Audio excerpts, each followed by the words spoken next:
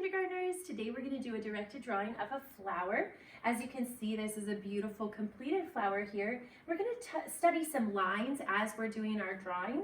So in this picture you can see there's some dots here, there's some squiggly lines and straight lines, there's curved lines and broken lines, there's zigzag lines. So you're going to get to decide what kind of lines you make in your flower. We do have a piece of paper provided for you in your packet that says art, flower art, I believe it says. If you can't find it in your packet, no worries. You can find any piece of paper around your house, okay?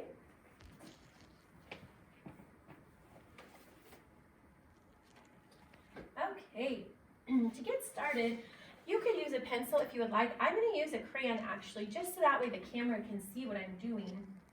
What I'm going to do is I'm going to start in the middle. Oh, and I forgot to tell you, you can use any medium you would like to use. You could use watercolors, you could use paint at home, whatever your family says you can use, or whatever is available to you. Crayons are what we're going to use today because that's what we provided for you in your packets. Okay, so I'm going to start in the middle, and I want to make the center part of my flower, and I'm going to make it pretty big. If I make it really teeny tiny, I'm going to have a really teeny tiny flower on my page, and I want a big flower that actually goes off the page a little bit. You'll notice in this completed one that some of the petals actually go off the edge of the page. You can't see all of the petals.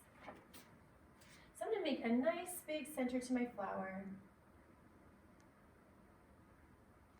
Just made a circle there, and then I'm going to make my petals, and I'm going to make this big petal. I'm going to have it go off the edge. I'm going to pretend like I'm still drawing. I don't want to draw my counter, but I'm going to come back around and back to the center, and I'm going to make my next petal here.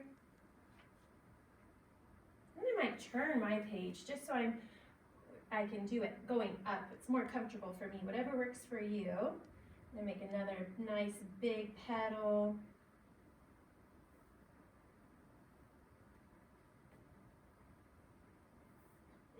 One more petal here. So now I have all the petals to my flower, and I need to color my flower and the background. So I'm going to choose a color that I like, and I'm going to go ahead and I'm going to make my flower, I think I'm going to make my flower orange. That way you guys will really be able to see it. So I'm really doing my best kindergarten coloring, trying to stay within the lines. When I get close to the edge, I slow down. That way I don't go over.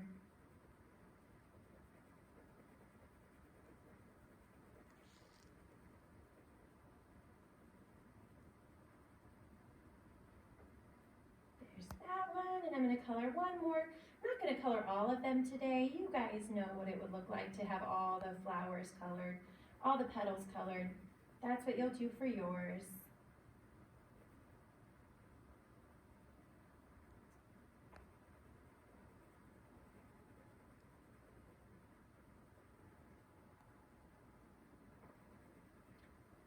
And I'm also going to color the inside of my flower a different color.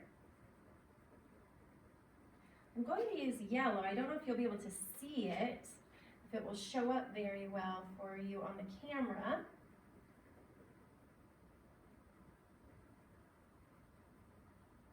You can see some of my black crayon is smearing into the middle there as well. That happens sometimes. Remember, with anything that we do in class, you don't have to be perfect. You just have to try your best.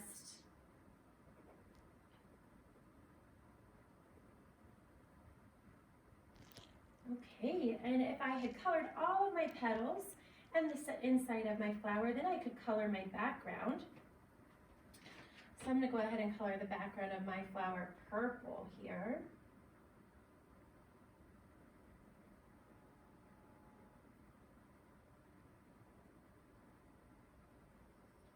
And I'm doing my best. It doesn't have to be perfect. You can choose whatever colors you like.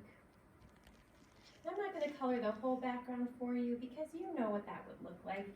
The finished product would end up looking like this, right? The whole background is colored, all of the petals are colored.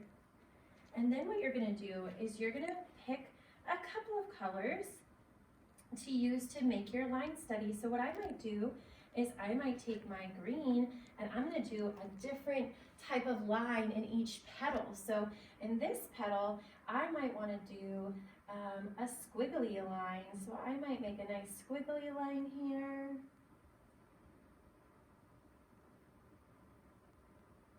I might wanna add some dots going down the middle there.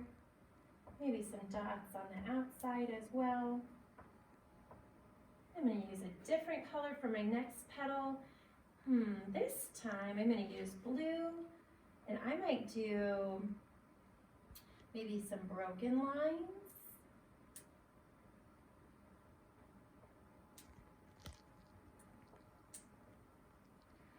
So in each petal, I would do a different kind of line, or you could do a pattern. Maybe you wanted to do broken lines, squiggly lines, broken lines, squiggly lines. It's up to you. This is your art project. In the center of my flower, I might just practice some diagonal lines. So I might want to go across straight lines, but going diagonally. And then at the end, you'll have a beautiful flower that you have done some studying of different types of line with. We hope you have a great day. Remember, if you have any questions, Miss Jacobson, Miss J, and I are always here for you via email or through our apps. Please feel free to reach out.